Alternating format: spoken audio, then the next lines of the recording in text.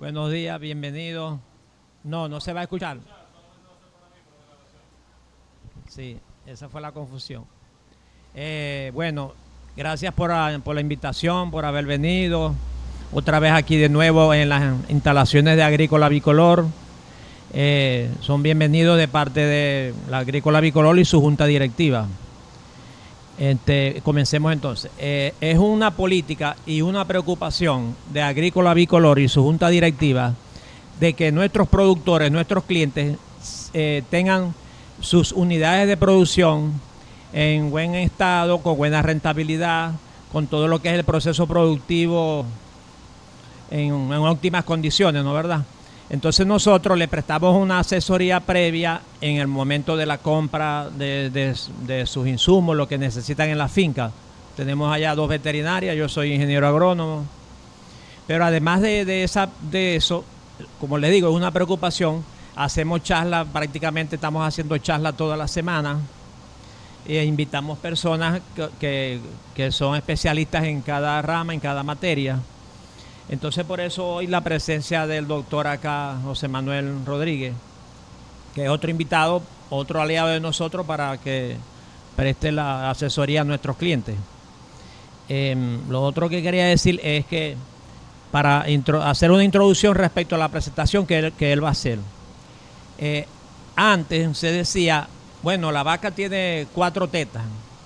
Una teta es para los obreros, otra teta es para la leche, otra teta es para el becerro y la otra teta es para el dueño, para el productor. Y antes no se le daba importancia a lo que es el intervalo parto-concepción, los días abiertos. No se le daba importancia porque, bueno, estábamos en otra situación país. Hoy en día sí hay que darle importancia a eso porque la capitalización de las fincas hoy en día depende más es de la cría de sus becerros. Por eso es que hablamos siempre de una ganadería de doble propósito. Entonces nos pareció muy importante tratar este tema de los días abiertos de las vacas y de cómo podemos resolver eso. Para eso hemos invitado tenemos un invitado de lujo, como es el doctor José Manuel Rodríguez. Tiene una maestría en reproducción animal, un doctorado en sanidad animal, es catedrático, o sea, digamos, máximo nivel. Y espero que lo aprovechen y que lo disfruten, porque esto no se ve todos los días. Bueno, muchas gracias por su atención y bienvenido, profesor. Gracias.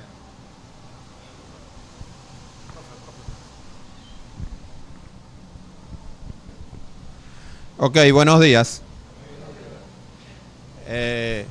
Primero agradecerle a Agrícola Bicolor por la invitación, lo cual pues muy gustosamente acepté venir a compartir con ustedes, a conversar más que a pararme aquí y darle información y que no haya una retroalimentación. Yo he estado vinculado de alguna manera con Bicolor. Llevé por muchos años los programas de reproducción en ovinos y caprinos, solo que la crisis y la pandemia pues nos suspendió ese proceso. Sin embargo, se está retomando. Agradecerle también a Campo Café y Ciudad por la deferencia de estar acá, de servir vamos a decir, de multiplicador de esta información que vamos a discutir acá. Veo que tengo colegas. Existen otras profesiones aquí vinculadas con el área agropecuaria, zootecnista, ingeniero de producción animal, de los que están aquí presentes.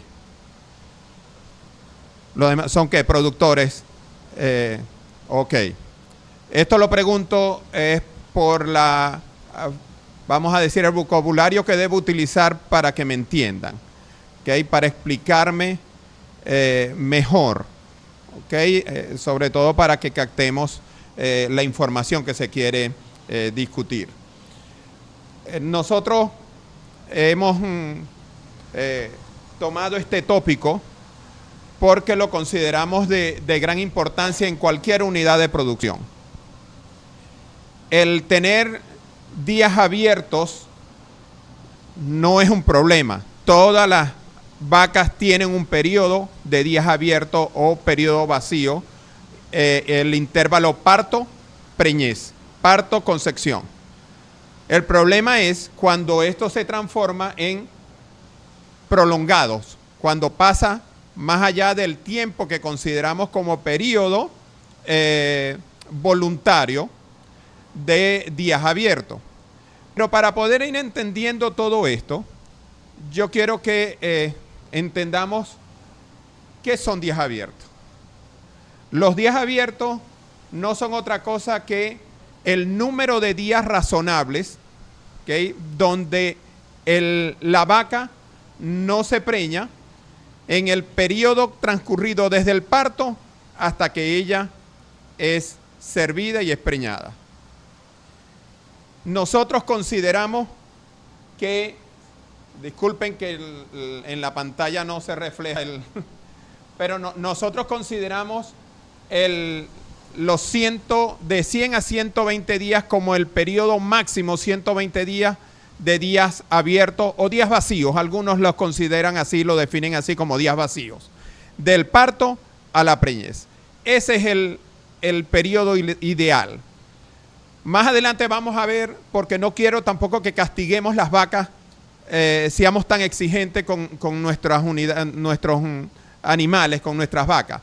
Y le vamos a dar cierto margen para que ellas también puedan a lo mejor no cumplir con lo ideal. También podemos definir como el tiempo en que las vacas permanecen vacías. Es el periodo que transcurre entre el parto y la nueva gestación, la nueva preñez. ¿Okay? Ahí estamos hablando de días abiertos. Fíjense que no estoy hablando de días abiertos prolongados, simplemente días abiertos. Así tenemos que cuando hablamos ya de días abiertos prolongados, vamos a hablar del periodo de tiempo superior a 120 días. Yo voy a tomar 120 días para no castigar nuestros animales. 120 días sin preñarse. Cuando excede esos 120 días, ¿ok?, estamos hablando de un periodo o días abiertos prolongados. Y allí es donde se nos viene a presentar el problema y comenzamos a tal vez, o sea, no quiero que suene que empezamos a no ganar, para no decir que perdemos, pero en realidad estamos perdiendo dinero. ¿Ok? Pero como no lo visualizan porque nunca entró al bolsillo, entonces vamos a decir que está dejando de ganar. Pero eso es pérdida económica. Entonces, al final, yo quiero mostrarles un cuadro donde vamos a ver cuánto se pierde por día por cada día abierto cuando excede los 120 días. Y vamos a mirar si ustedes como productores o como colegas podemos convencer al productor o convencernos como productores si vale la pena instaurar un protocolo, un programa de sincronización de celo, inseminación artificial o monta natural controlada, es válido también, ¿okay?, pero que nos permita minimizar el número de días abiertos. Así tenemos entonces que existen una serie de eventos fisiológicos que transcurren en ese periodo desde el parto hasta que queda preñada. Pero eso, para entender bien esos eventos fisiológicos, debemos entender lo que es el ciclo reproductivo de nuestras vacas. Antes de que se me olvide, si alguno tiene una duda en la medida que yo voy conversando, por favor levante la mano, pregunte. Si tengo la respuesta se la doy, si no la tengo la buscamos. No me la sé todas. ¿Ok? Pero vamos a tratar. ¿Por qué digo que en el transcurso de este conversatorio? Porque al final se le olvida la duda que tenía y se va con la duda. Entonces la idea es tratar de que no se vaya con esa duda. Entonces, para entender todos esos eventos fisiológicos y cómo lograr manipular el ciclo reproductivo de la vaca, porque eso es lo que hacemos nosotros, los profesionales especialistas en reproducción, para acortar esos días abiertos, vamos a manipular el ciclo estral mediante biotecnologías reproductivas. Llámese biotecnología reproductiva, sincronización del celo, sincronización de la ovulación, inseminación artificial con detección de celo, inseminación artificial a tiempo fijo, transferencia de embriones, todo eso son biotecnologías reproductivas. Contamos con esas herramientas, pues hagamos uso de ellas porque son asequibles a nuestras unidades de producción. Entonces, para entender esos eventos, yo quiero que recordemos un poco lo que es el ciclo reproductivo de la vaca para poder después manipularlo. Yo como profesional mal haría intentar manipular el ciclo estral o ciclo reproductivo de un animal si yo no lo conozco. Porque entonces no me estoy diferenciando con quien simplemente le dan una receta, inyecta, coloca, retira y no sabe lo que sucede, lo que está sucediendo dentro del animal y para qué estoy aplicando una determinada hormona. Entonces, ese es el propósito de que entendamos. Entonces, lo primero que vamos es a recordar un poco, o para que ustedes tengan, voy a tratar de hacerlo lo más sencillo posible, cómo es el ciclo reproductivo de una vaca. El ciclo reproductivo de una vaca, ¿okay?, lo vamos a definir como el periodo de tiempo que transcurre entre dos estros consecutivos. Entró en estro, suceden una serie de eventos, no quedó preñado el animal y vuelve a entrar en estro. Eso es un ciclo estral. ¿Okay? Entonces, ese ciclo estral en la vaca dura en promedio 21 días. Es decir, que cada 21 días yo tengo la posibilidad de preñar esa vaca. En condiciones fisiológicas, ¿no? Si hay una patología es otra cosa. Pero si ella me cicla normal, yo tengo la posibilidad de preñarla cada 21 días. Adelante. Cuando llega a los 21 días, ¿cuánto tiempo dura ella en ese ciclo? No, vuelve, empieza otro ciclo. Entró en celo hoy. Son los 21 días completos del ciclo. Cada 21 días manifiesta celo. Cada 21 días. El celo, dependiendo, 12, 16 horas. ¿Okay? Pero el periodo, el ciclo reproductivo dura 21 días, en promedio, ¿no? Puede ser menos, puede ser más, dependiendo de unos eventos fisiológicos que suceden, que más adelante los vamos a ver, que nos pueden alargar o acortar la duración del ciclo estral. Pero en promedio, cada 21 días esa vaca entra en celo, a menos que quede preñada. Al quedar preñada se suspende el ciclo. ¿Ok? Entonces, ese ciclo está regulado por una serie de hormonas que se producen en el ovario, que es la glándula reproductiva, la que produce los óvulos, y el sistema nervioso central, específicamente la hipófisis y el hipotálamo. Entonces, no se preocupen por los términos, es solamente para que sepan que el sistema nervioso central está conectado con el ovario, y entre ellos dos regulan ese ciclo reproductivo. Ese ciclo va a estar dividido en 4 periodos: el periodo de proestro, es decir, antes del estro, y el periodo de estro, el metaestro y el diestro. El metaestro y el diestro está caracterizado porque hay una glándula endocrina transitoria que se llama cuerpo lúteo, que nosotros podemos regresionarlo cuando ustedes usan prostaglandina F2 alfa, es para eliminar ese cuerpo lúteo, en caso de que se requiera. ¿Okay? Si yo no tengo un cuerpo lúteo y voy a aplicar prostaglandina F2 alfa, estoy botando el dinero.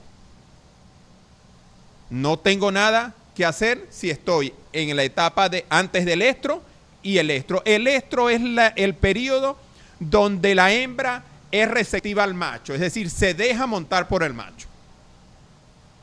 Entonces, tenemos esos 4 periodos que se transcurren en 21 días. Adelante.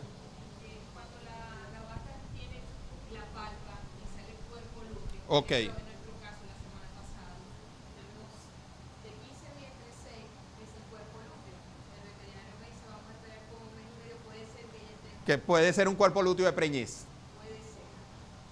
Pero cuando dice cuerpo lúteo estático, creo que me dice Debe ser porque viene, la palpó hace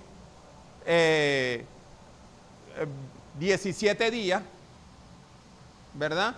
Y la vuelve y la palpa y todavía lo tiene, me puede ser indicativo de que está preñada. Y porque hay 6 específicamente me dice darle una oportunidad, en verdad nosotros le damos muchas oportunidades porque lo que menos nos gusta es llevar a que el animal a matadero. Pero nos llama la atención y tenemos una especialmente que la desde diciembre la monta y la palpamos y no queda preñada. Ya ahorita hablamos un poco de eso, o sea, por eso quiero que conozcamos esto para poder entrar a la manipulación de ese ciclo. A ver, ¿cómo hacemos para, ya estamos al frente de un animal que llamamos una vaca repetidora? ¿Ok? Pero esa vaca repetidora está dentro de días abiertos prolongados. ¿Ok?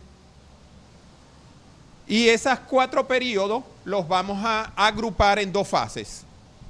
El estro, el proestro y el estro es una fase donde hay producción de estrógeno, porque hay crecimiento de folículos. Y el metaestro y el diestro es la fase de cuerpo lúteo. Formación, desarrollo y si no queda preñada, regresiona. ¿Ok? La no regresión puede ser por 2 factores, o porque quedó preñada o porque hay un cuerpo lúteo persistente y allí hay que aplicar prostaglandina para regresionarlo. Porque la progesterona que me está produciendo ese cuerpo lúteo me está haciendo efecto a nivel del sistema nervioso central y no me deja que el animal cicle. Entonces, la vaca se caracteriza por tener un patrón es poliéstrica continua, es decir, cicla durante todo el año. No tenemos el problema de la estacionalidad como en otras especies. Aquí no tenemos problema, ellas van a entrar en celo durante todo el año. Y lo otro favorable es que son de ovulación espontánea. Ellas no necesitan la presencia del macho o que el macho las monte como la coneja para ovular. Ella ovula, esté o no esté el macho, la monten o no la monten. Que se pierde el óvulo es otra cosa.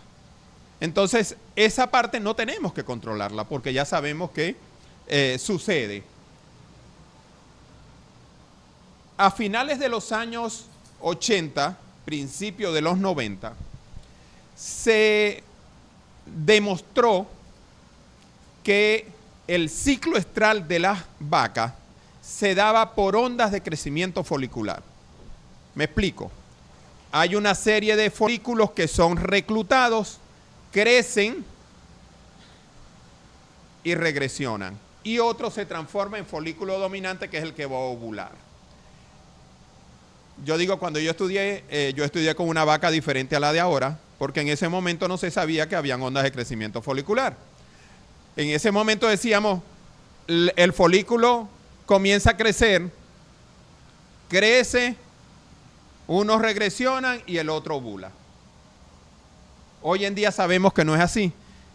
¿Por qué? Porque sucede eso, pero sucede entre 3 y 5 veces durante esos 21 días.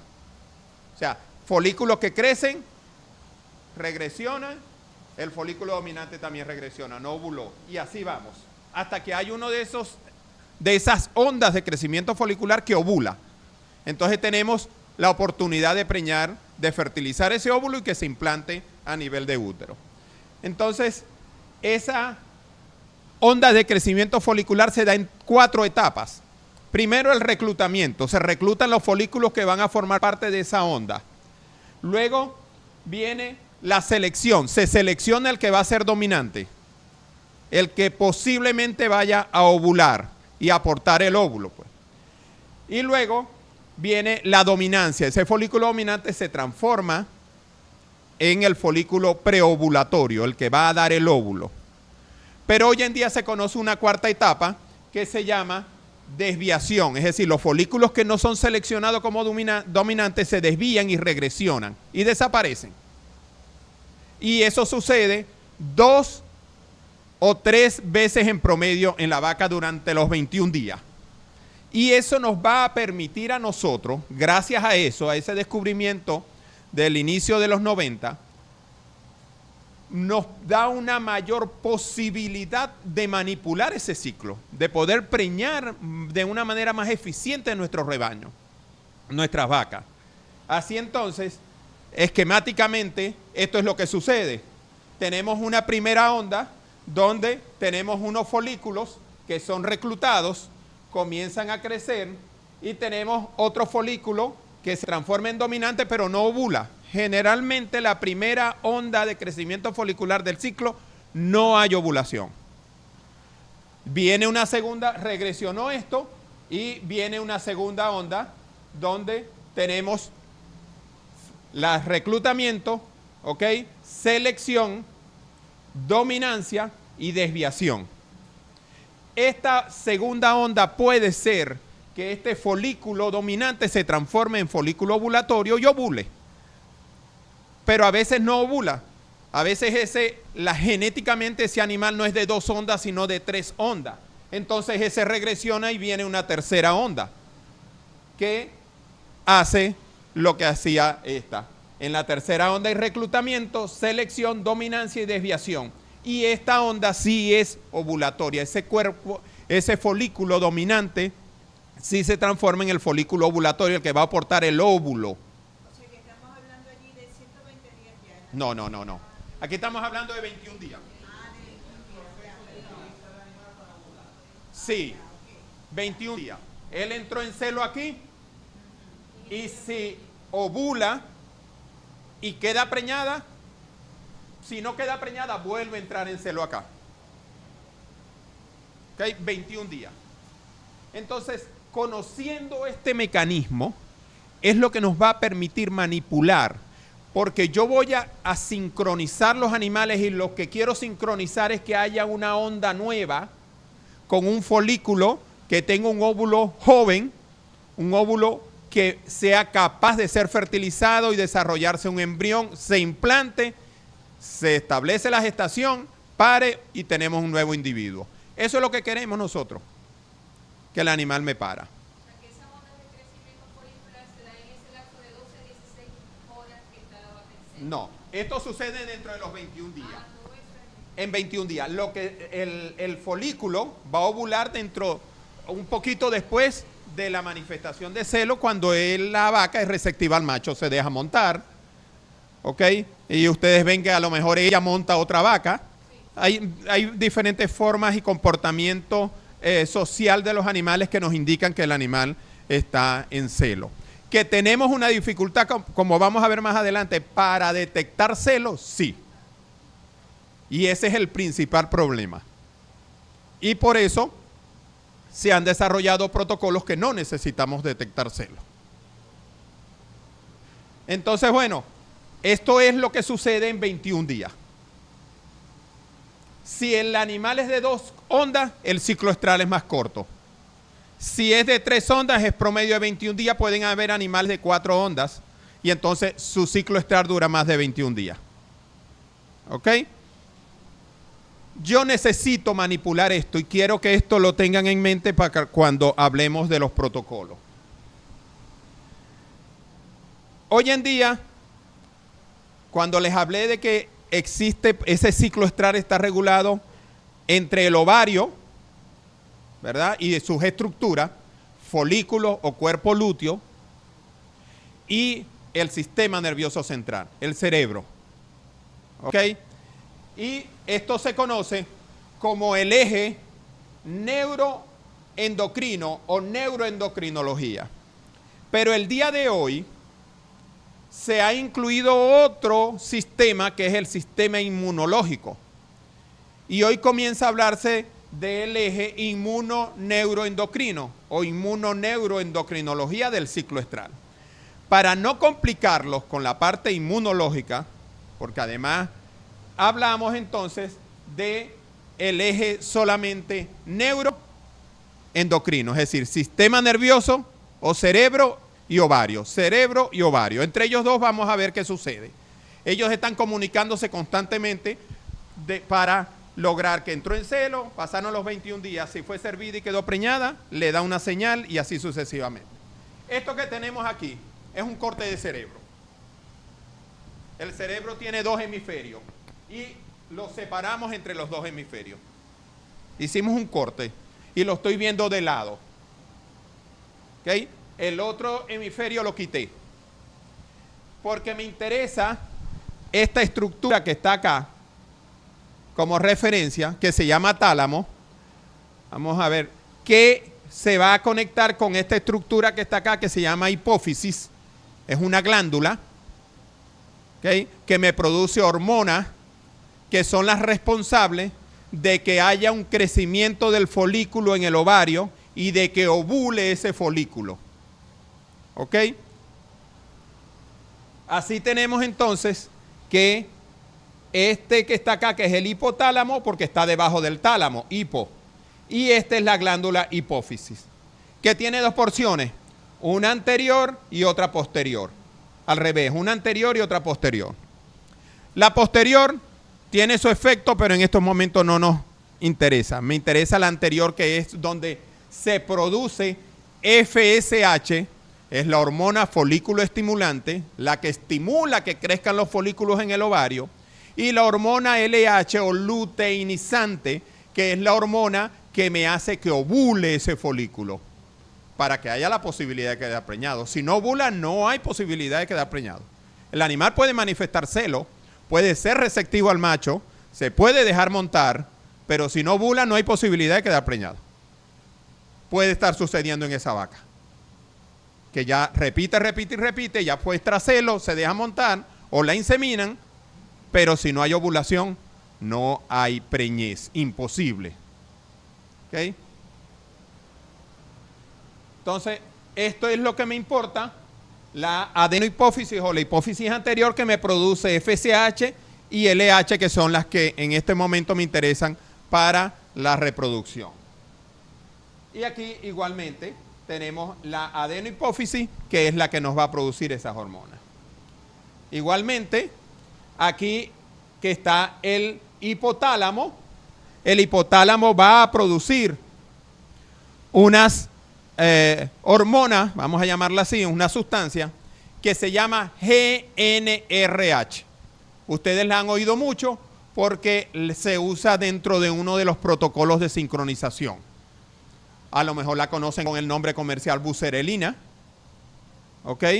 O gonadorrelina, pero es una hormona que se produce en el hipotálamo y del hipotálamo viene, ¿ok?, a la adenohipófisis para inducir la liberación de FSH y LH de manera controlada. Y entonces con eso vamos a jugar. Vamos a jugar con la GnRH, FSH, LH y con el ovario. Eso es lo que hacemos cuando hacemos tratamiento de sincronización de celo y ovulación, porque yo puedo sincronizar celo, pero si no sincronizo la ovulación, el animal no se me va a preñar y estoy botando el dinero. ¿Ok? Entonces, la hormona, cualquier hormona, para que tengamos claro, ella tiene su efecto siempre y cuando se una a una molécula que está en las células para dar su respuesta, que se llama receptor. Y ella es específica a un determinado receptor. Yo tengo el receptor y la hormona se tiene que acoplar exactamente a ese receptor para que haya la respuesta de la hormona. Si tengo mucha hormona y no tengo receptor, no sucede nada. Puedo tener el animal nadando en la hormona que no tiene ningún efecto. Puedo inyectarle la farmacéutica completa que no hay efecto. Entonces yo tengo que saber en qué momento hay receptores, ¿okay?, para que tenga el efecto de lo que yo estoy aplicando. Y esto, cada colega, cada veterinario es el que sabe en qué momento aplicarlo. Porque el que yo les dé un tríptico y les digo aplique esto, aplique esto, aplique esto, usted lo puede hacer, pero usted no sabe lo que está sucediendo adentro. ¿Okay? Y tampoco tiene por qué saberlo. ¿Okay? Solo tiene que saber nosotros, los veterinarios, los especialistas en reproducción. ¿Okay? Por ello, debe ser supervisado. Usted lo puede hacer, pero debe estar supervisado por un veterinario. Entonces, así tenemos, como les dije, que pueden haber muchos receptores, pero si no hay hormona no sucede nada. ¿Ok? Trabajamos con agonistas o antagonistas, es decir, sustancias que potencian la acción de una hormona o que bloquean la acción de una hormona. Y eso es lo que hacemos cuando manipulamos el ciclo, cuando sincronizamos el estro o sincronizamos la ovulación. Jugamos con eso. Unos que estimulan y otros que bloquean. Porque yo tengo que saber y conocer qué es lo que estoy haciendo. ¿Ok? Los receptores indudablemente tienen dos formas de interactuar la hormona con la célula.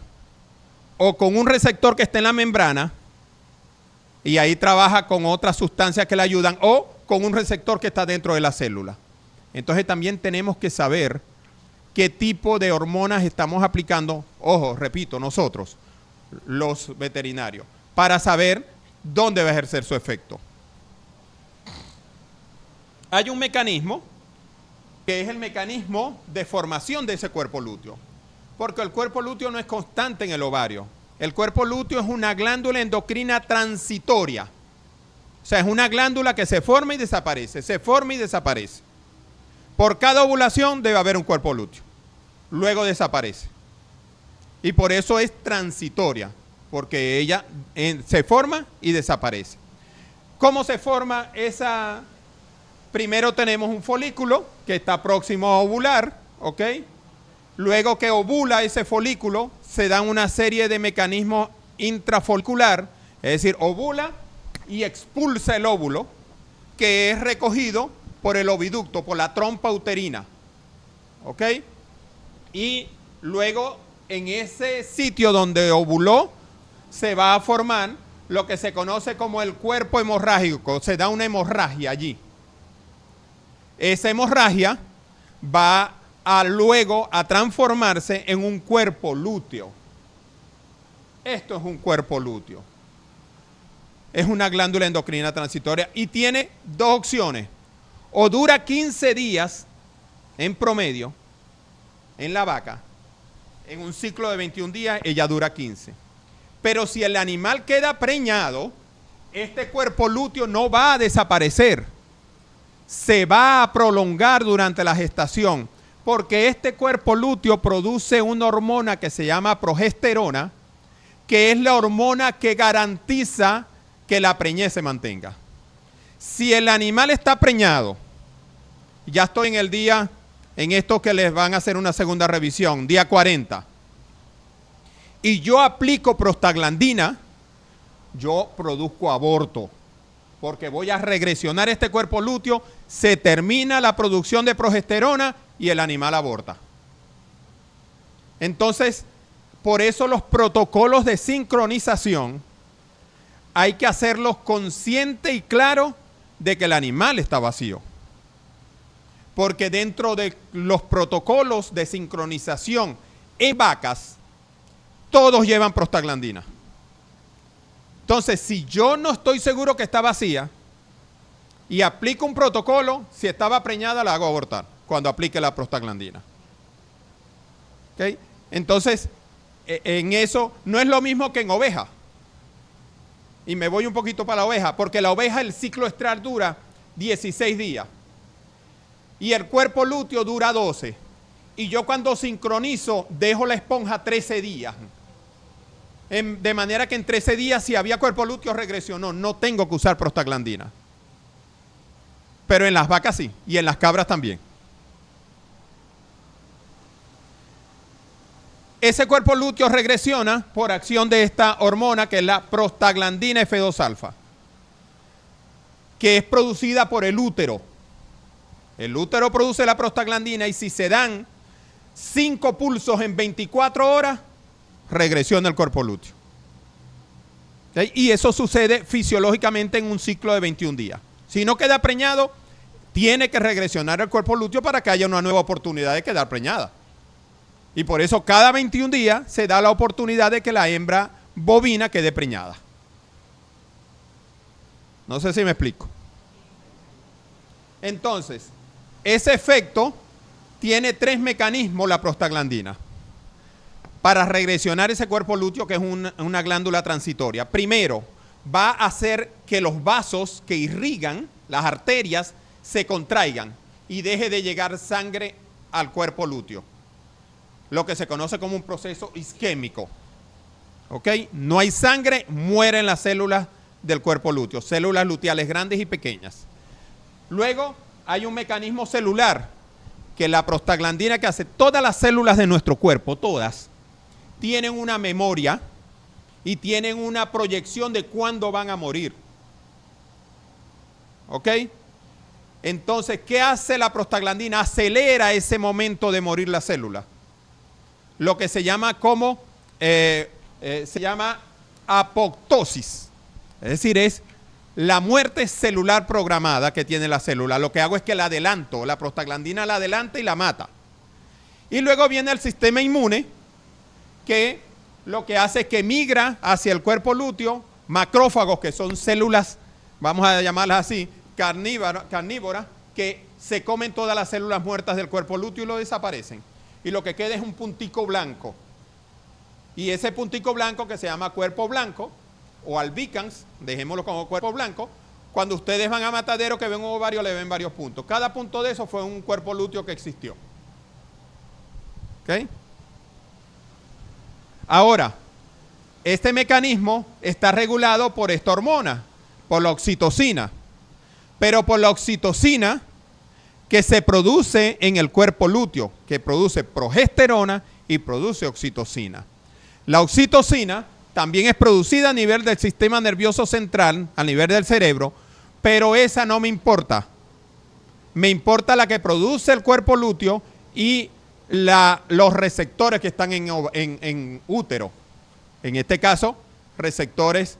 ¿Por qué en útero? Porque el útero es el que produce la prostaglandina. Entonces la oxitocina va a ser la que va a comandar en un segundo plano la producción de prostaglandina. Si yo bloqueo esta hormona, no hay producción de prostaglandina y el cuerpo lúteo se mantiene. Si yo le inyecto al animal una dosis de bloqueador de oxitocina, no regresiona el cuerpo lúteo así no esté preñada.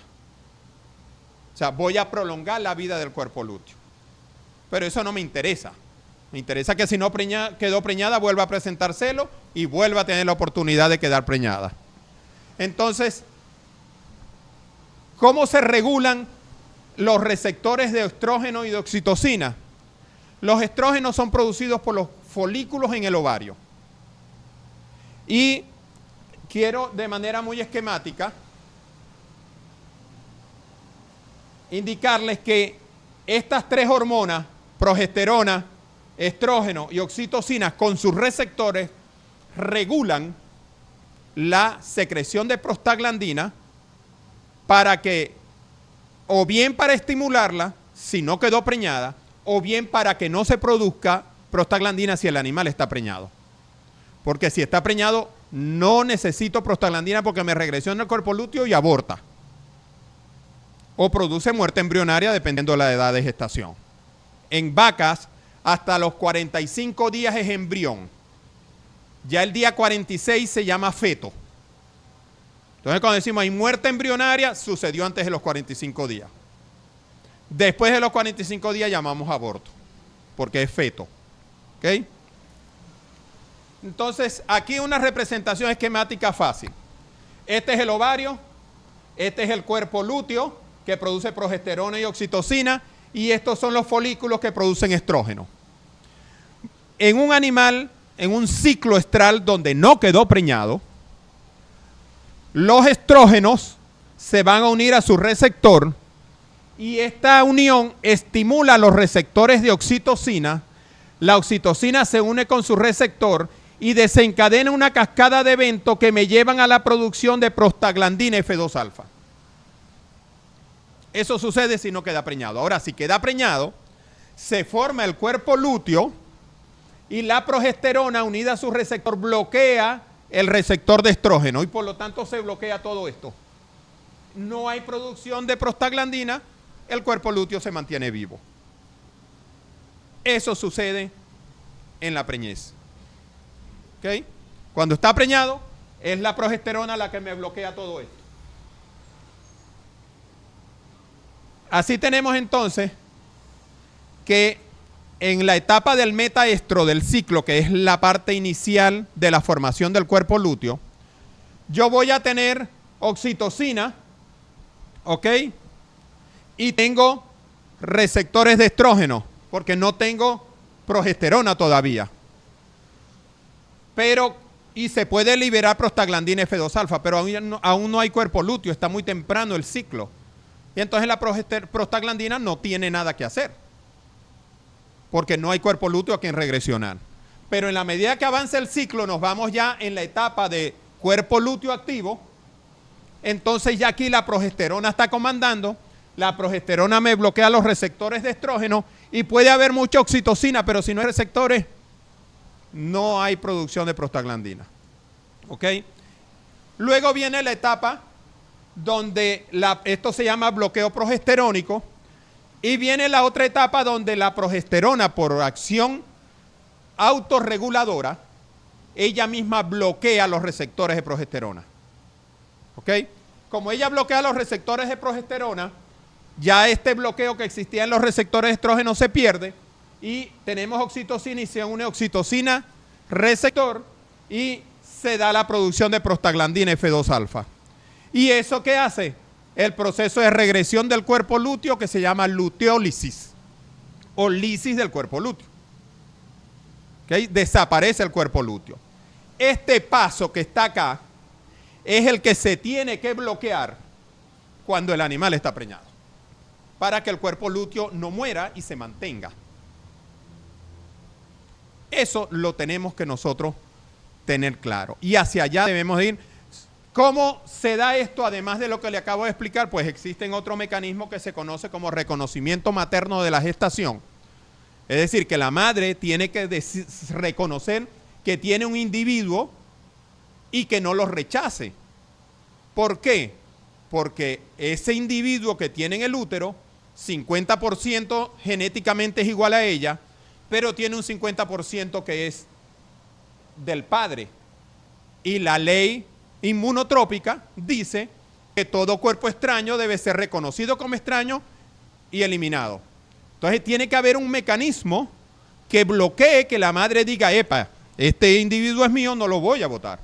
Eso se llama reconocimiento materno de la gestación, que es otro tema para hablar después, porque es una de las formas de controlar la mortalidad embrionaria. ¿Cómo vamos? Me dice, lo que pasa es que yo decía, bien, no sabía, decía, sé que deben haber colegas, pero no sabía, o sea, imaginaba que iban a haber productores. Sí, diga. Profesor, una pregunta. Cuando nosotros aplicamos una hormona sintética, ¿la hipófisis no se llega a bloquear por aplicación de eso? No. ¿Qué hormona, por ejemplo? No. Ella lo que es que estás aplicando una hormona que si no hay receptores no pasa nada. Ahora, la oxitocina en el posparto tiene un efecto diferente a cuando está el animal preñado, porque ella tiene un efecto a nivel de la glándula mamaria para la bajada de la leche. Tiene un efecto en el útero en el momento del parto para ayudarlo a contraer para que expulse si tenemos un parto difícil. No estamos hablando ya del ciclo estral, estamos hablando del periodo de parto y posparto. Entonces, allí es donde más usamos la oxitocina. Ahora, ya tenemos el animal que ovuló, se fertilizó el óvulo y se implantó, ¿ok? Entonces, es el proceso de implantación embrionaria. Se implanta el embrión, se desarrollan todas las membranas, todos los órganos, crece, deja de ser embrión al día 46, ya es feto y viene el momento del parto, una nueva cría, un animal productivo, que es lo que queremos. Pero ¿qué sucede? Que también hay una situación fisiológica, que es la mortalidad embrionaria. Usted me va a decir, ¿fisiológica? Sí, porque hay niveles basales de mortalidad embrionaria. Es decir, hay niveles mínimos de mortalidad embrionaria que en la vaca puede llegar hasta 36%. Entonces, de entrada, amigos productores, sepamos que las 100 vacas, si tengo 100, no las 100 me van a quedar preñadas. Y por eso el veterinario no es mal veterinario. Porque de entrada, ¿y por qué se da esa muerte embrionaria? Por muchas razones. Una, si el individuo viene genéticamente con problemas, eso se llama selección natural y lo elimina. Otro, nuestros animales y nosotros como humanos, las mujeres principalmente, y los hombres también, la prioridad es sobrevivir. Si usted tiene un animal con una condición corporal pobre, lo primero que va a suspender es el trabajo reproductivo. No se preña, porque si no tiene para mantenerse, él mucho menos va a tener para mantener un nuevo individuo.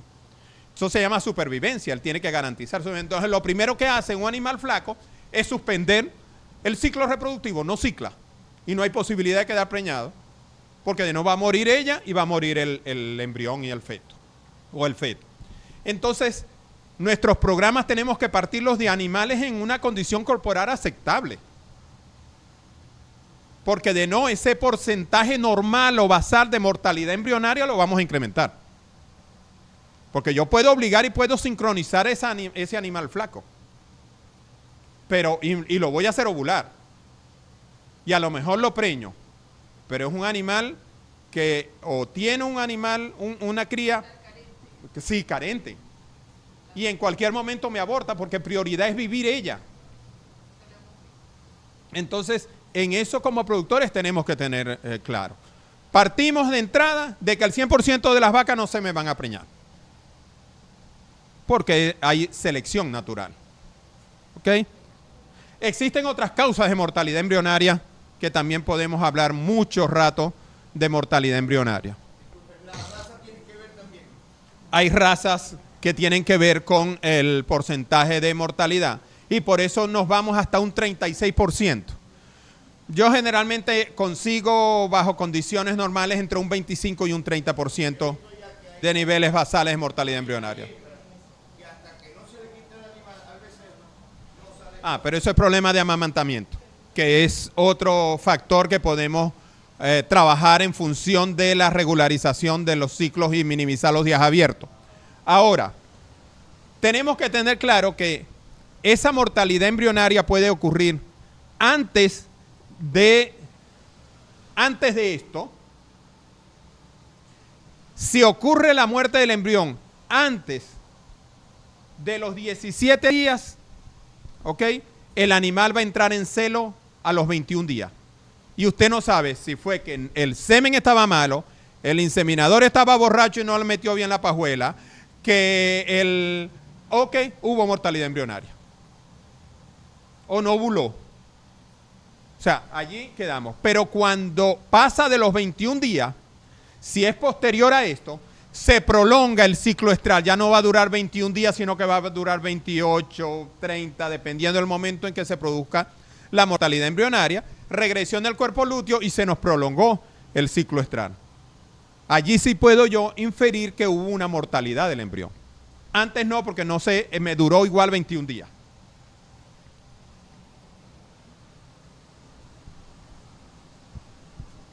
Ahora, la implantación del embrión, y les voy a hablar de esto porque es importante cuando nosotros como veterinarios nos dice el productor, yo quiero que se preñe a los 30 días. ¿Por qué a los 30 días no la servimos de una vez? Les voy a decir por qué no debe. Uno, tenemos el epitelio del útero. Es la membrana que tapiza el útero por dentro. ¿Ok? Esa membrana, cuando llega el embrión, desarrolla la membrana más externa del embrión que se llama trofoblasto y se pegan estas dos. Y la unión de estas dos forman la placenta. La placenta tiene una parte fetal o embrionaria y una parte materna. Entonces, ellas dos se unen y la unión de ellas dos ese contacto va a hacer que el epitelio uterino cambie de un epitelio alto a un epitelio bajito. Y les voy a explicar por qué. Aquí tenemos, por ejemplo, esto es una gestación de 14 días. Y es gestación porque esto que está acá es el trofoblasto. Eso no lo vemos si no hacemos el corte histológico y miramos la lámina, no sabemos que estaba preñada. ¿Okay? Lo hicimos, salió el corte. Pero me interesaba ver qué tipo de epitelio tiene. Tiene un epitelio alto, que conocemos como un epitelio pseudoestratificado cilíndrico, cilíndrico simple. No importa, es un epitelio alto y ya. Y este que está acá, que es la parte embrionaria de la placenta, se llama trofoblasto, está en contacto con él. Pero este contacto va a hacer que este epitelio baje. ¿Ok? Y miren, una gestación ya de 22 días. ¿Cómo se aplanó? Se puso cúbico el epitelio. Y si seguimos viendo, vemos que este se aplanó. Es un epitelio plano. Esto es placenta, porción fetal. Esta es la placenta, porción materna. ¿Y por qué se aplana?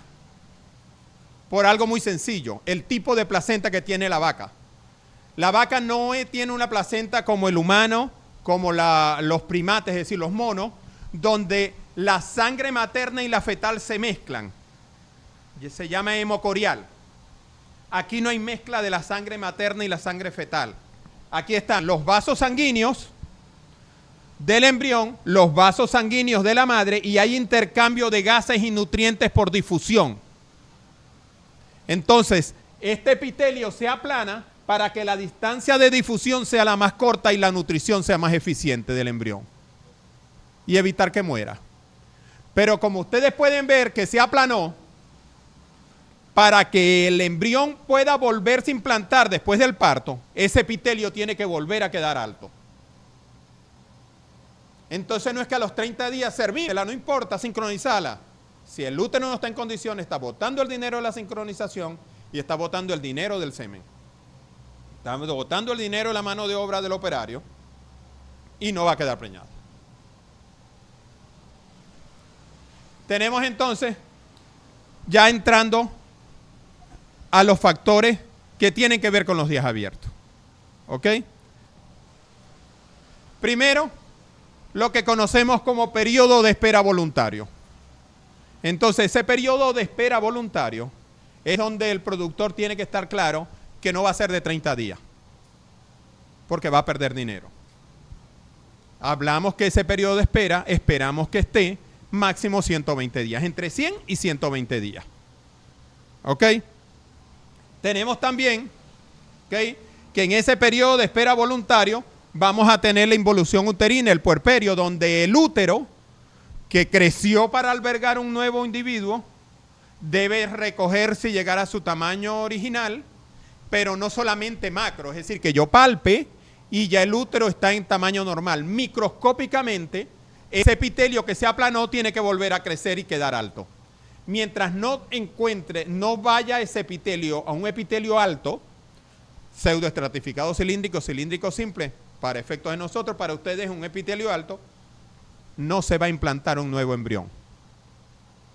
Entonces yo puedo tener una involución uterina completa, macroscópica, porque la palpó y está bien, tiene el tamaño, pero si microscópicamente no está apto, no se va a implantar otro embrión. Entonces no por mucho madrugar amanece más temprano. No vamos a forzar el animal, demos el periodo de espera voluntario, que debe ser. ¿Ok?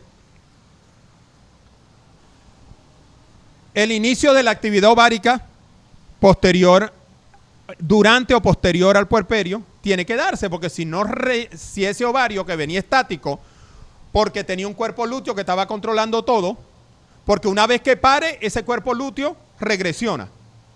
Ya ese cuerpo lúteo de preñez ya no le sirve al animal y regresiona. ¿Okay? Igualito como sucede en un ciclo estral que no quedó preñada. Este quedó preñada, no regresiona antes de los 21 días, sino regresiona a los 9 meses. Otro problema que tenemos acá de otros factores es la tasa de detección de celo. Que ese es un problema. La detección del celo. Y la tasa de concepción, que tiene que ver con todo lo anterior. Mientras no se preñe, está en días abiertos o días vacíos. El puerperio como tal, ¿verdad?, es el periodo en el que el aparato genital posparto regresa a su estado normal no gestante. Y eso me refiero a macro y micro. Y ese periodo está caracterizado porque se dan las contracciones uterinas, acción de la oxitocina. Cuando yo le coloco para que baje la leche, también me está ayudando a expulsar todo lo que quedó dentro del útero. Y esos líquidos se llaman loquios. ¿Ok?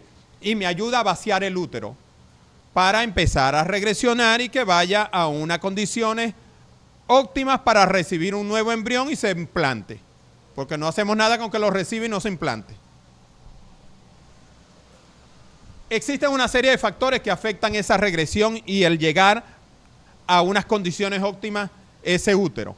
Y así tenemos en qué condiciones se dio el parto. Si es un parto distóxico, donde hubo manipulación, donde hubo, etcétera. Si hubo una cesárea, ya todo eso va a afectar esas 40 días de regresión normal del puerperio. Las lesiones que se pueden ocurrir durante el parto, si el útero quedó atónico, es decir, que no tiene contracciones, hay que estimularlo. A cualquier patología que pueda presentarse, de llámese metritis, llámese piómetra, el tiempo correcto de reinicio de la actividad del ovario, que comience a producir folículo, que se vuelva a activar ese ovario, ya que no tiene el cuerpo lúteo, la edad del animal, el número de parto, el estado nutricional, y ustedes lo ven allí en celeste, porque insisto en esto, si el animal no está en condiciones óptimas, señores, no gastemos dinero en querer sincronizar los animales, en querer... Yo como veterinario le digo, o los animales están en una condición mínima 2-5 o no aplico el programa. Porque si no queda preñado no va a decir que fue por la vaca, por el estado en que estaba, sino porque el veterinario no sabe o el protocolo no funcionó. Entonces, por eso les coloco acá que el estado nutricional, el amamantamiento, que era lo que hablábamos, que hay cuando una de las formas de reactivar esa actividad es un amamantamiento restringido, es decir, le quito el becerro por un tiempo, se lo vuelvo y se lo coloco para que se reinicie la ciclicidad del ovario. ¿Ok? La producción láctea, entre más produce, más problemas vamos a decir, de reinicio de la ciclicidad va a tener, ¿ok? Pero también quiero que produzca. Y obviamente la asociación de todos esos factores, pueden haber 1, 2 o 3 que estén influenciando en ese aspecto. La actividad ovárica, que consiste en volver a retomar el desarrollo folicular, esas ondas de crecimiento folicular que vimos, ¿ok? Garantizar si hay que no hayan celos silentes, o sea, que no hayan ovulaciones silentes, es decir, que se ovulen y cuéntame de qué ovuló, ¿ok? Y no hay signo, hay que determinar un primer celo y un primer ciclo antes de que termine ese periodo de espera voluntario. Un ciclo que no lo voy a usar para preñarla, pero debe haber un ciclo, un celo antes de ello para garantizar que el animal está ciclando, que ya hubo una reactivación de la actividad ovárica. Ese reinicio de la actividad ovárica, ¿ok?, que consiste en la ciclicidad del ovario, está fundamentalmente influida por la condición nutricional, no de ese momento, sino del pre y del posparto. Entonces, la condición corporal del animal es fundamental en cualquier programa de reproducción, porque sabemos que eso no es prioridad para el animal. Si bajan los nutrientes, se afecta la reproducción de inmediato. Entonces, en eso tenemos, y disculpen que insista, pero es que tengo tanta experiencia con los productores que me dicen, pero préñamela, sincronízala. No, que no va a quedar preñada. O sea, yo se la puedo sincronizar, yo le vendo el kit y no tengo problema. Pero ese no es el objetivo. El objetivo es que quede preñada. Porque después va a decir que el problema no fue sino del kit, no fue del animal. ¿Ok? Esa función ovárica va a tener 2 vías de activación. Una vía que es dependiente de GNRH del cerebro, que se produce en el hipotálamo, y otra vía que depende más de factores metabólicos, principalmente la parte nutricional. Insisto y dirán, sigue insistiendo con la nutrición, porque es fundamental. Es imprescindible en nuestro programa reproductivo, porque no estamos botando el dinero.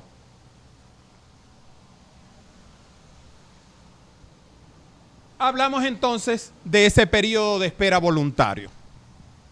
O sea, voluntario porque yo no voy a preñar el animal, no quiero preñarla en esos días. La saco del lote donde le saco el macho y voy a esperar que esté en condiciones óptimas para yo preñarla. ¿Okay? Y por eso se llama el periodo de espera voluntario, que es el número de días del posparto en los cuales no realizamos ni monta ni inseminación artificial. Puede entrar en celo, pero no lo voy a hacer, no la voy a servir. ¿Okay? ¿Por qué? Porque en ese periodo yo la voy a recuperar desde el punto de vista fisiológico todo el componente reproductivo. Ese periodo está entre 50 y 70 días, ¿ok? El periodo de espera voluntario, y durante ese periodo ya debe haber tenido un celo, ¿ok? Debe haber presentado un celo por lo menos en ese periodo, ¿ok? En ocasiones, ese periodo se va a transformar en un periodo de espera involuntario, es decir, se prolongó y entramos entonces a los días abiertos prolongados. Involuntario porque yo no quiero que se presente eso. Y se puede dar por patologías en el periparto, como hablamos en los factores aquellos del puerperio, o un anestro nutricional. ¿Cómo? Claro. Ahora el anestro, nos vamos entonces ya a un periodo, podemos definir el anestro como el periodo después del parto durante el cual las vacas no muestran señales conductuales de estro, es decir, no me presenta estro, el ovario no está ciclando. Si el ovario no cicla, estamos en anestro. Si no cicla, no hay crecimiento de folículos y por lo tanto no hay ovulación, por lo tanto no hay cuerpo lúteo. Entonces cuando el veterinario Parper le dice tiene ovarios lisos, es eso, no tiene nada. No produce folículos, no produce cuerpo lúteo y es imposible preñarla. Estático. O sea, el ovario está sin hacer nada, está descansando. Entonces yo tengo que reactivar ese ovario para que me produzca folículos, porque si no, no hay posibilidad de preñarse. ¿Ok? El anestro nutricional, y seguimos insistiendo, donde se presenta mayormente en hembras primíparas. ¿Por qué en hembras primíparas? Porque son hembras que no han terminado su desarrollo. Y ella tiene entonces que su consumo de energía llevarlo a terminar de crecer. Entonces obviamente en ella se ve más pronunciado ese anestro en primíparas, o como dicen por ahí novillas, pero si ya parió, dejemos de llamarla novilla porque ya es primípara. ¿Ok? El aporte deficiente de energía, indistintamente que sea primíparo o no, si no le estamos dando una buena alimentación se va a presentar eso, ¿ok? Y obviamente la época del año, lo que hablábamos con el amigo, pues tenemos épocas de menor disponibilidad de forraje y si no suplementamos peor. Entonces eso también va a afectar y va a llevar a los animales a que presenten el anestro. Y como dijimos, el amamantamiento. El amamantamiento me puede llevar a un anestro y por eso, dependiendo del manejo que tenga yo en la unidad de producción, hoy en día se maneja mucho ordeño sin becerro, pero si se maneja con becerro, pues podemos hacer ese amamantamiento restringido, se lo retiramos por un periodo de tiempo para que haya una descarga a nivel del cerebro y comience el ovario a trabajar. ¿Qué periodo de tiempo se podría hacer? Se habla de 24 horas. ¿Ok? Donde se separa, que ya no lo vea, que ya no tenga contacto, que no le dé el olor. Es decir, incluso tengo que controlar hasta la dirección del viento, porque el viento le lleva el olor y ella sabe que está allí y va a tener el mismo, a pesar de que no tiene el efecto del amamantamiento, el olfato de ellos es fundamental. ¿Ok? La tasa de sección de celo. O sea, ya hablamos del periodo de espera voluntario, ahora venimos con la tasa de detección de celo, que juega un papel fundamental en todo esto. Porque ese es un problema.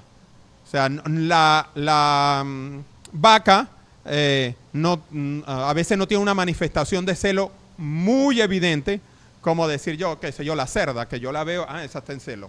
¿Okay?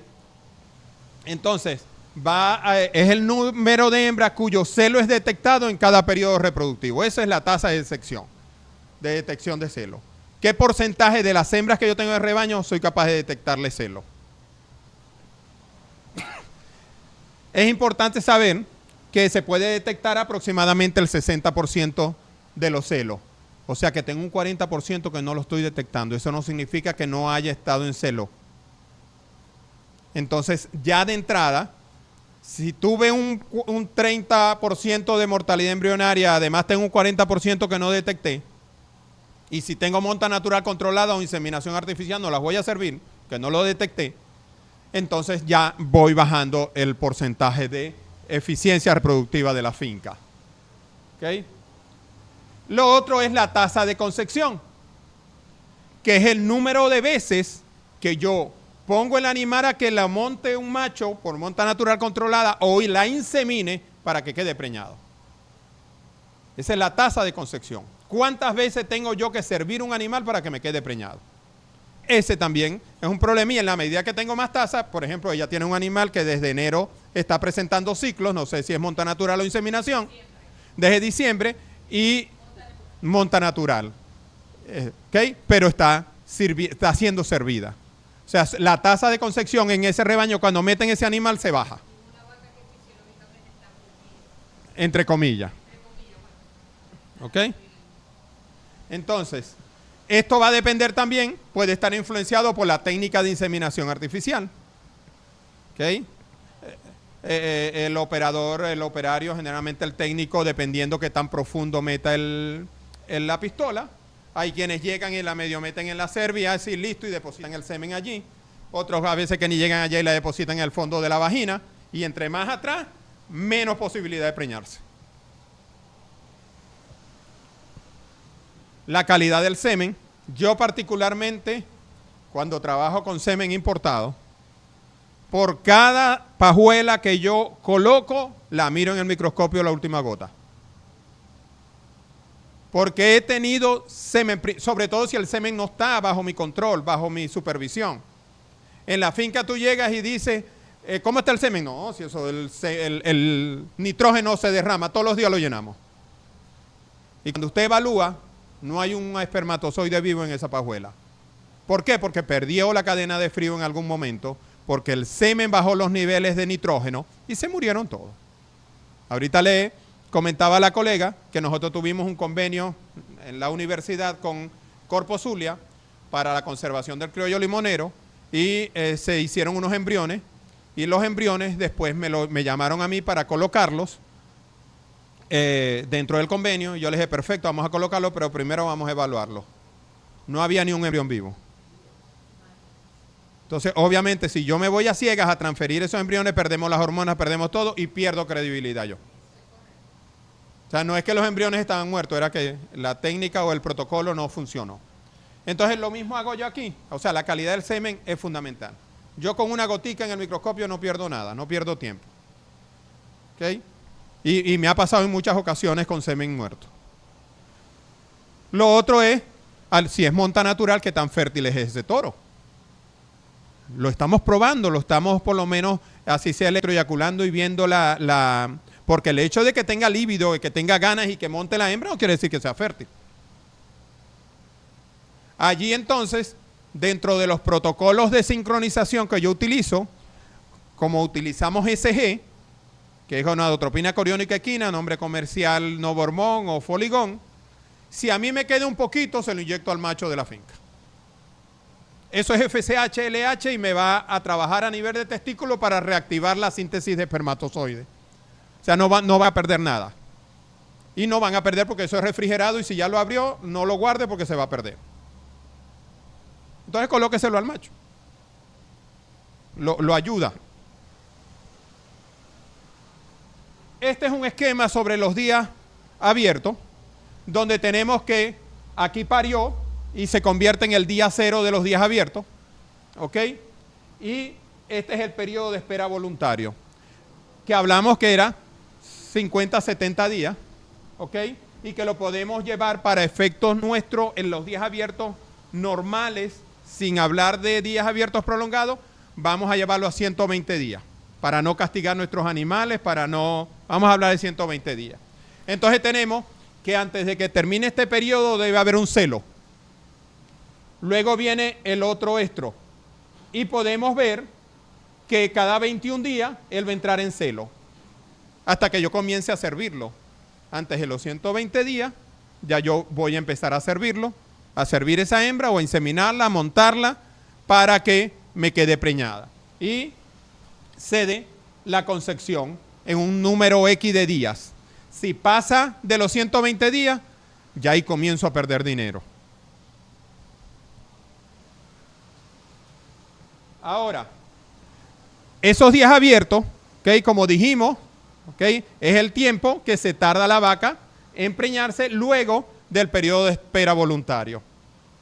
Y se va a caracterizar porque el porcentaje de vacas que estén ciclando luego del periodo de espera voluntario, si no me está ciclando no se va a preñar. Entonces allí viene la función del veterinario, pálpela, tiene folículo, tiene cuerpo lúteo, tiene el ovario estático, entonces allí toma la decisión el veterinario. El porcentaje de detección de celo, ¿qué tantos celos estoy detectando? ¿Llego al 60% o paso del 60%? ¿Okay? Tengo que tener un buen programa de detección de celos si voy a trabajar con celo. El porcentaje de concepción, ¿cuántas me quedan preñadas? De esas, ¿ok? Y el porcentaje de mortalidad embrionaria y aborto. La que es después del día 21 puedo inferir que es mortalidad embrionaria y obviamente cuando es después del día 45 también sé que es un aborto. ¿Ok? Tengo un control de que no recicló el día 21, asumo que estaba preñada.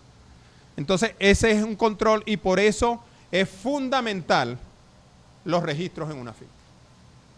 No es solamente el registro que produjo 15 litros de leche. Los registros, los eventos reproductivos.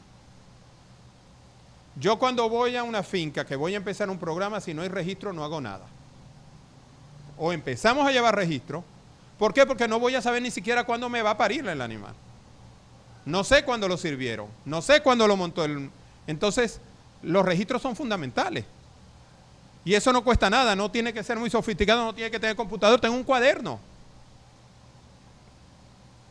Y si el jefe de vaquera es analfabeta o que no sabe escribir, no sabe, ese se aprende todo aquí. Cuando yo llego el sábado, le digo, mira, ¿cuáles entran en celo? Bueno, la monta fulanita, campanita, la montó el toro tal, eso saben todo. Y lo anoto yo, para poder llevar control. Si no, se vuelve un despelote.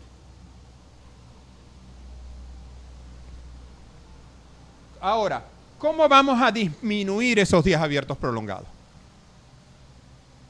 Que es, de alguna manera, a donde quiero que lleguemos, ¿ok?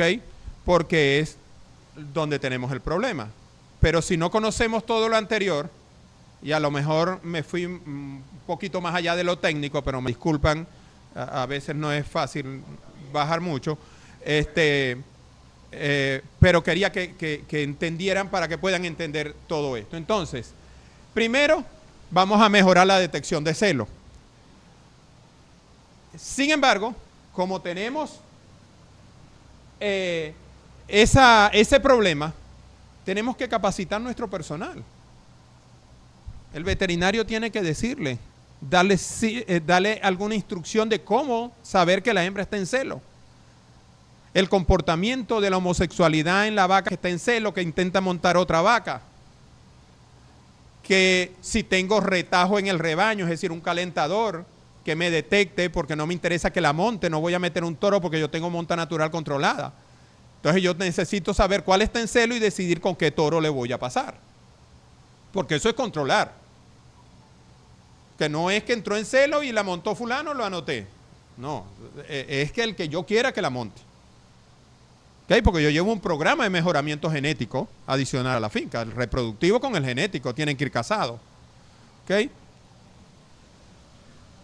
El estricto horario en la detección de celo, es decir, si lo va a detectar a MPM, a MPM o a M en medio de MPM, tiene que estar establecido para que se pueda lograr eso. ¿Ok? Y la utilización de métodos complementarios para la detección de celo. El chaleco marcador, el chimbol. ¿Ok? Pintura. Hoy en día hay una pintura que no la lleva el macho, sino que la lleva la hembra. Y cuando se le coloca una gota, cuando el macho la monta a la esplaya. ¿Ok? Sabemos que entró en celo. diferentes técnicas complementarias para la detección de celo. ¿Okay? Y obviamente mejorar ese aporte nutricional durante el pre, ¿okay?, y el posparto para que la reciclicidad ovárica se dé. El manejo del ternero con relación a lo que es el amamantamiento restringido.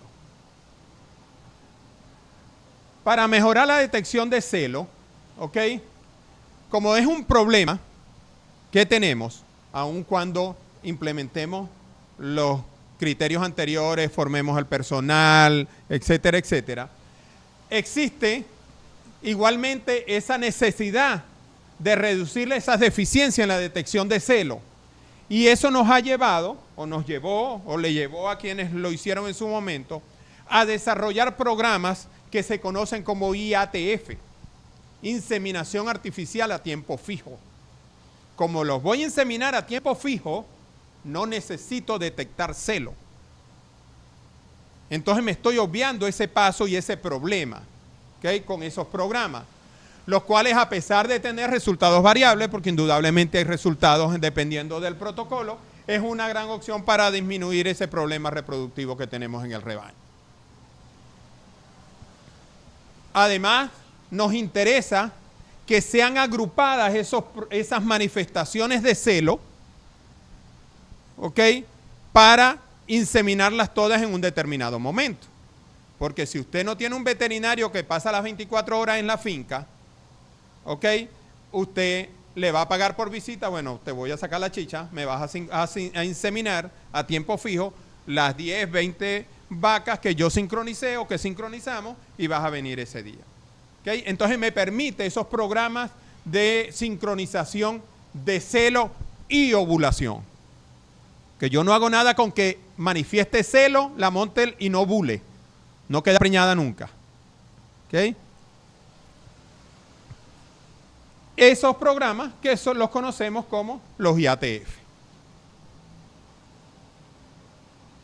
El mejoramiento en la tasa de concepción va a depender de la técnica de inseminación artificial que estemos utilizando, y allí el técnico inseminador tiene que estar claro que la pistola tiene que llegar a útero, ¿okay?, si queremos que esa tasa de concepción sea más eficiente y que no sea producto de la técnica que nos esté afectando.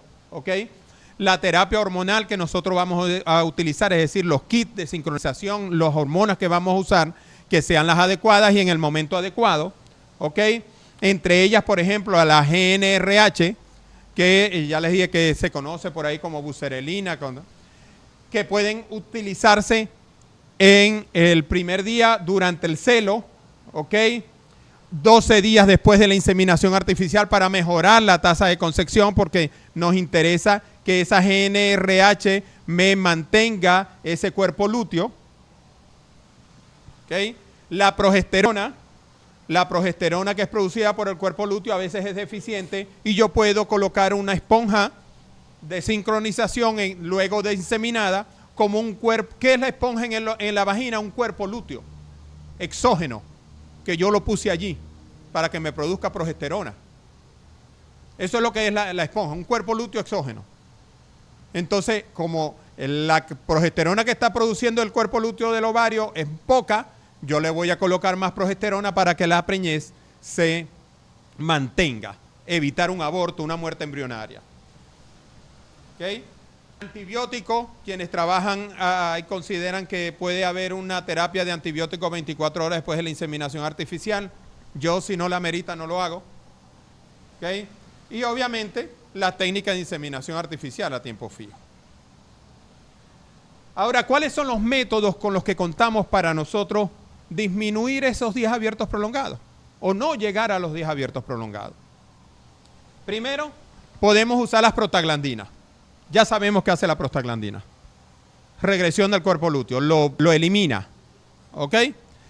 Esa progesterona, obviamente, esa prostaglandina tiene que usarse en hembras que tengan cuerpo lúteo, porque si no tiene cuerpo lúteo estoy perdiendo la plata. Estoy haciendo que el productor pierda el dinero.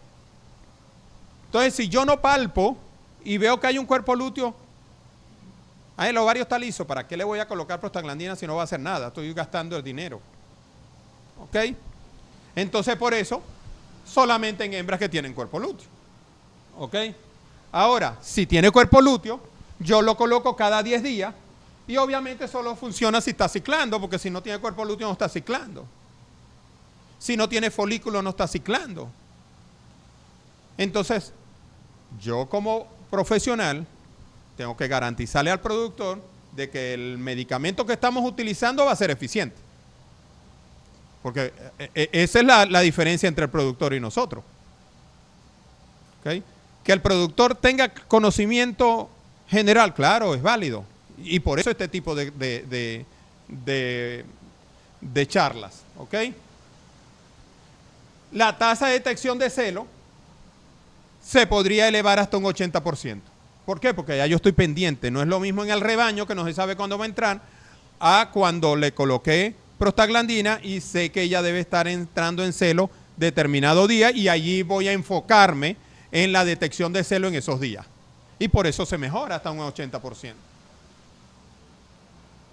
La prostaglandina también, en vez de usarla cada 10 días, lo puede usar 2 dosis cada 14 días. Pero es igual, 10 o 14 días de intervalo, si no está ciclando el ovario, no sirve de nada. Perdí el decloprostenol o perdí el Lutalice, perdí el producto que utilicé. ¿Ok? Y nos permite observar los celos entre el segundo y el quinto día luego de la aplicación, de la segunda aplicación. Entonces, eso me lleva a que ya yo sé dónde voy a concentrar la detección de celos. O sea, yo no voy a poner, le coloqué la segunda dosis de prostaglandina y voy a poner el guajirito o el obrero en la vareta a que me detecte celos. No, mañana sí, mañana te vas a pasar todo el día en esto. Entonces nos permite concentrarlo y poder tener una mayor eficiencia, una mayor tasa de detección de celos. ¿Ok? Concentra los celos en 6 días al mes. Yo puedo decir en 6 días al mes es lo que voy a dedicar a detectar celos mediante estos programas. Siempre y cuando el animal esté ciclando. Si no está ciclando, repito e insisto, se pierde el dinero. ¿Ok? Y también la tasa de detección de celos se consigue, al igual que con 10 días, con 14 días aproximadamente 80%. Ahora hay un cuarto protocolo, que lo han escuchado mucho, que es el protocolo OPSINCH.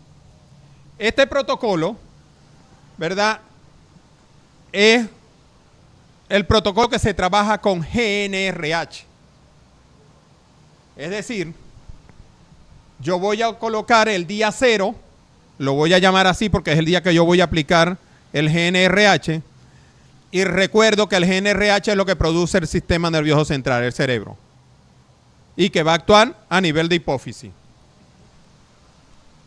Existe la buserelina, la gonadorelina, y ahí están las dosis.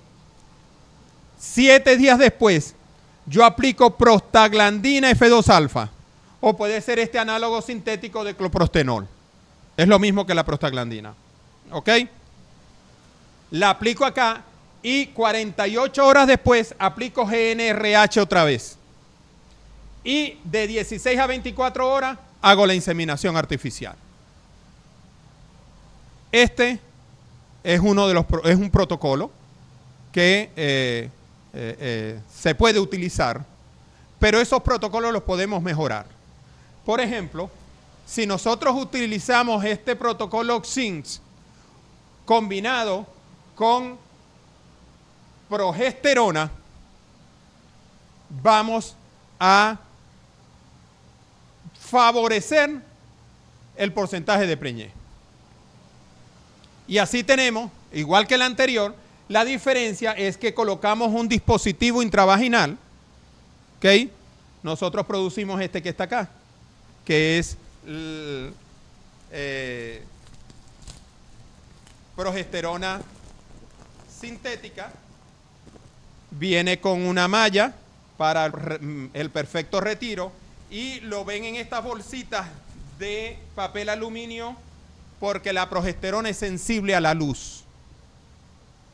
Y si yo no la tengo así, cuando yo voy a colocarla en los animales, la dosis que está no es la correcta. si acaso tiene algo de efectividad. Yo tengo que protegerla de la luz. Y por eso vienen individualmente y cada una cubierta, porque el kit viene para 10 animales. Si yo tengo 8, pues insemino 8, no tengo que abrir un paquete que me abra, que exponga a la luz todos los dispositivos. ¿Okay? Entonces, esa es la diferencia, que le colocamos este dispositivo durante 7 días. ¿Okay? Existen otros protocolos. Bueno, este es el kit, es lo mismo que está acá. Este es el kit que nosotros producimos, se llama Syncrolar Rungs. Son esponjas intravaginales y viene provisto de la esponja, viene la oxitocina para impregnar la esponja para evitar cualquier infección, viene el benzoato de estradiol en 2 dosis, que nuestro protocolo incluye 2 dosis de benzoato de estradiol o de estrógeno, pues, y una solución SLR, que es solución Syncrolar Rung, que es una solución de progesterona inyectable de 25 miligramos por ml y vamos a colocar 50 miligramos por animal, es decir, 2 cc a cada animal, y ahorita les explico dónde y qué efecto tiene ella. Entonces, continuamos con este protocolo. Bueno, ustedes pueden ver acá la solución SLR, el benzoato, la oxitocina. El otro protocolo es el Opsin, ¿ok? Que trabaja igual, el Opsin, que tiene la GnRH, que tiene un efecto estimulador en la liberación de LH y FSH, es decir, del hipotálamo se va a la hipófisis para que se liberen. ¿Qué es lo que hace cuando inyectamos GnRH? Que va directamente a la hipófisis a producir la liberación de FSH y LH. No tenemos que esperar que la produzca el cerebro. ¿Okay? Y produce la ovulación del folículo dominante y una nueva onda de crecimiento folicular. Pero esto puede haberse, a veces no se da la ovulación del folículo dominante y puede haber una regresión incompleta y eso nos crea un problema porque ya no estoy sincronizando celos, sino que lo estoy dispersando. En unos animales sí, en otros no. La prostaglandina que colocamos produce la regresión del cuerpo lúteo, por si hay un cuerpo lúteo por allí andando. ¿Ok? La segunda aplicación de GnRH lo que me produce es la liberación de LH y la ovulación de ese folículo que está dominante al final de la sincronización. Y voy a inseminar entre 16 y 24 horas después de aplicada la última dosis de GnRH. En otro método, el protocolo de Cochin y Cochin con progesterona. El Cochin es igualito, ¿verdad? Pero la GnRH no la voy a colocar el día antes, o sea, 24 horas antes de la inseminación, sino que la voy a colocar el día de la inseminación. Y puede ser combinado con progesterona, que simplemente se coloca el dispositivo por los 7 días. Pero es igualito. Y la diferencia entre el Cochin y el Opsin es la aplicación de la GnRH, que aquí es el día de la inseminación y en la otra es 24 horas antes. Tenemos el otro protocolo que se llama J-Cinch. Este protocolo, este protocolo sí lleva esta esponja de manera implícita dentro del protocolo, un dispositivo intravaginal de progesterona. Obviamente nosotros colocamos el Syncrolar Rung. Cada esponja tiene 250 miligramos de acetato de medroxiprogesterona, que es una progesterona sintética. ¿Okay?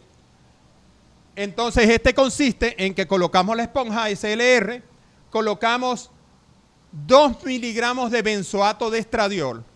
¿Y qué me hace el benzoato de estradiol?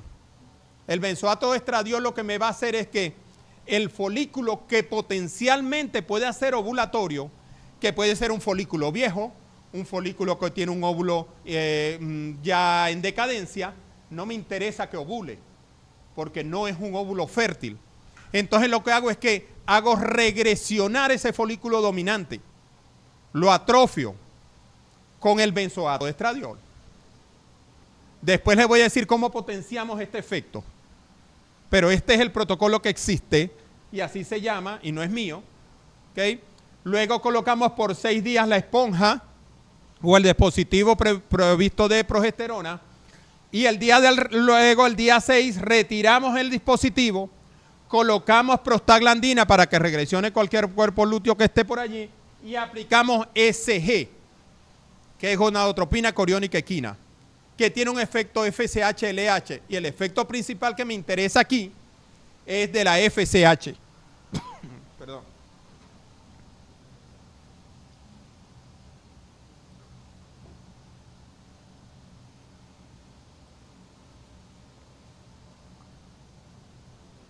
El efecto principal de esta SG, que conocen comercialmente como Foligón o Novormón, y valga la cuña para los laboratorios, lo que hace es que me estimula el crecimiento folicular.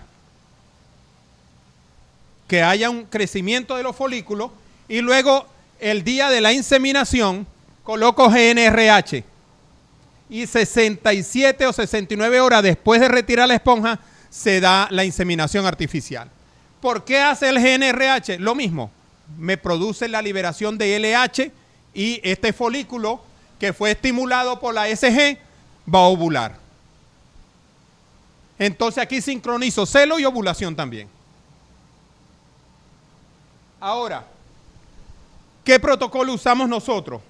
Y recomendamos, y es el que nuestros clientes lo utilizan, ¿ok?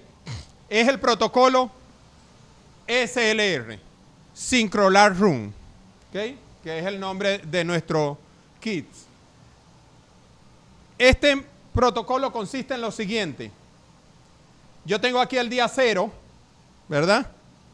Ese día voy a colocar el dispositivo, voy a colocar benzoato de estradiol y voy a colocar la inyección de progesterona, la progesterona inyectable, vía intramuscular. Yo les dije que el benzoato de estradiol, ¿qué hace? Que cualquier folículo dominante que tiene un óvulo que no sabemos si es viable, si está degenerado o no, lo regresiona para que haya una nueva onda de crecimiento folicular, porque ese folículo me está bloqueando los otros folículos. Entonces lo regresiono, se da el crecimiento de una nueva onda de crecimiento folicular, pero ese efecto se ve potenciado y muy potenciado, es decir, que garantiza que ese cuerpo lúteo potencialmente ovulatorio regresione, lo hacemos con la inyección de progesterona intramuscular, 50 miligramos por animal. Y eso va a potenciar el efecto del benzoato de estradiol y me garantiza que ese cuerpo lúteo que estaba próximo a ovular regresiona y hay una nueva onda de crecimiento folicular. ¿Qué hago con esto? Que la progesterona, el benzoato, me bloquea la secreción de FSH, pero la progesterona me bloquea la secreción de LH. Entonces no va a haber, ese folículo no va a ovular nunca. Por eso con el protocolo anterior que solamente usa benzoato, yo estoy bloqueando la FSH, es decir, que no siga creciendo, pero no estoy bloqueando la LH y me puede ovular así sea un óvulo degenerado. Entonces para eso aplico la solución de progesterona inyectable y garantizo que no va a ovular ese folículo potencialmente ovulatorio. Luego coloco tengo el dispositivo, que son las esponjas SLR, por espacio de 7 días. Luego, a los 7 días, retiro el dispositivo, aplico prostaglandina F2-alfa y aplico la SG. En aquel protocolo vieron que eran 300 unidades internacionales. Aquí yo coloco entre 400 y 500. Se la dejo a discreción del veterinario, pero no menos de 400. Mi experiencia me dice que la efectividad está entre 400 y 500. Y cuando uso 400 me va a quedar un poquito y es donde yo digo colóquesela al macho, se la coloco yo mismo al macho de la unidad de producción. ¿Okay? Este entonces es el día 7, luego al día siguiente, el día 8, aplico benzoato de estradiol, no aplico GNRH. ¿Por qué no aplico GNRH? Porque yo quiero un efecto más fisiológico. La GNRH yo les dije que se iba a la hipófisis y liberaba FSH y LH. Aquí el benzoato se va al hipotálamo, me libera el GNRH y ese va a actuar a nivel de hipófisis y me libera FSH y LH. Es un efecto más fisiológico y por eso en aquel protocolo el GNRH se coloca el mismo día porque su efecto es directo. Aquí yo tengo que colocarlo 24 horas antes. Y luego, al día siguiente, la inseminación artificial 58 horas después de retirado el dispositivo. ¿Okay? Como ustedes pueden ver, el veterinario o la manipulación del grupo de animales que se sincronizaron con este protocolo, hay que encerrarlo 4 veces. 1, 2, 3 y 4. Eso podemos reducirlo a 3 veces. ¿Cómo? De la siguiente forma.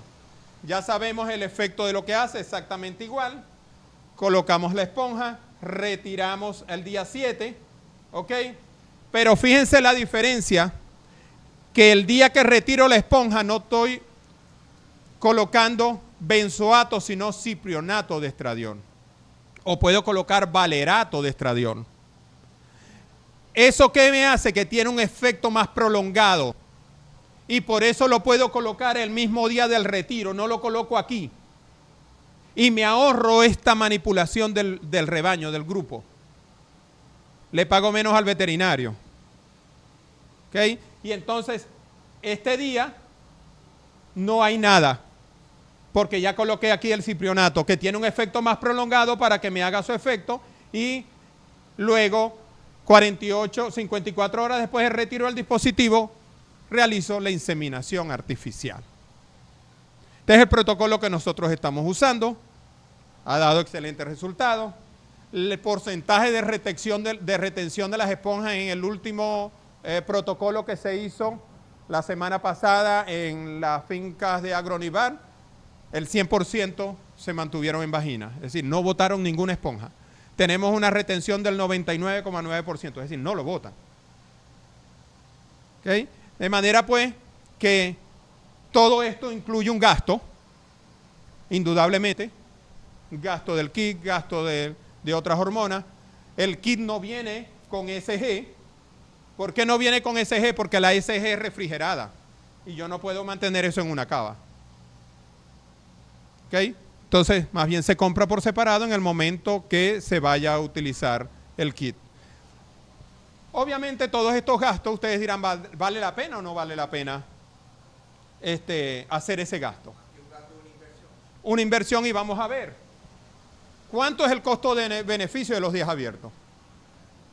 Fíjense que yo tengo el intervalo parto-concepción que puede ir desde 365 días, 730, es decir, de 12 meses a, ¿cómo es? Sí, hasta 2 años. Yo tengo un periodo seco que puede ir desde 60 a 425 días. Obviamente 60 días sería el 100%, no vamos a exigirle a la vaca, a nuestro rebaño, ese porcentaje. Pero si yo tengo 100 días abiertos, voy a perder un 10%. Pero si tengo 120 días abiertos, voy a perder un 14,2% de la producción de esa vaca. Si sigo teniendo más días abiertos, sigo perdiendo más hasta llegar a perder en 2 años el 50% de la producción de la vaca. Ahora miremos eso, cómo se traduce eso en litros de leche y en dinero. Si tengo una vaca que en promedio produce 15 litros, en la medida que va dejando días abiertos va disminuyendo el promedio hasta llegar a la mitad. A los 2 años lo que me produce es la mitad. ¿Y cuánto es eso en litros al año? Miren la cantidad de litros al año, pero no me interesa eso, me interesa cuánto es la producción por vaca día en dólares. Vamos a tomar como ejemplo que estamos vendiendo el litro de leche a 0.50. Esta de 15 litros me produce 7,5 dólares. Pero a los 2 años, mire cuánto me produce esta, 3,75. ¿Y cómo se traduce eso en la diferencia de vaca día? Cuando la preño a los 100 días, estoy perdiendo 0,75 dólares. Pero en la medida que voy aumentando, si la preño a los 730 días, miren, 4,75, estoy perdiendo la mitad. ¿Y cómo es eso en la producción al año? Miren la cantidad en dólares al año, pero miren la diferencia. En una vaca, un año, cuando la preño a los 100 días, estoy perdiendo 228. Si es a los 120, estoy perdiendo 324. Y así, cuando la preño a los 2 años, estoy perdiendo el 50%, $1,143 por cada animal. Estoy perdiendo. Eso significa, sin querer exigirle a la vaca, sin ser, que nosotros nos quedemos con los 120 días. Vamos a perder esto, pero no le vamos a exigir. No podemos tampoco ser tan egoístas con nuestros animales, ¿ok? Porque esto sería lo ideal, pero tampoco vamos a llegar allá. Si nosotros logramos preñarla a los 120 días, pues estamos frenando esos días abiertos y bajo este esquema nosotros estaríamos perdiendo $2,69 por día, por cada día abierto, por cada animal. Ahora, ¿es rentable o no utilizar los protocolos? Si yo tengo 10 animales que entre todos cada día están dejando de producir 26,9, y yo voy a poner que entre el kit y el veterinario, ¿ok? Y el Foligón gaste unos $310 por cada 10 animales. En 12 días yo cubro el tratamiento. Entonces, ¿cuántos animales usted puede si está dejando de producir 425 días? Entonces, ahí les dejo. ¿Vale la pena o no vale la pena sincronizar y aplicar los tratamientos? Yo creo que sí. Muchas gracias.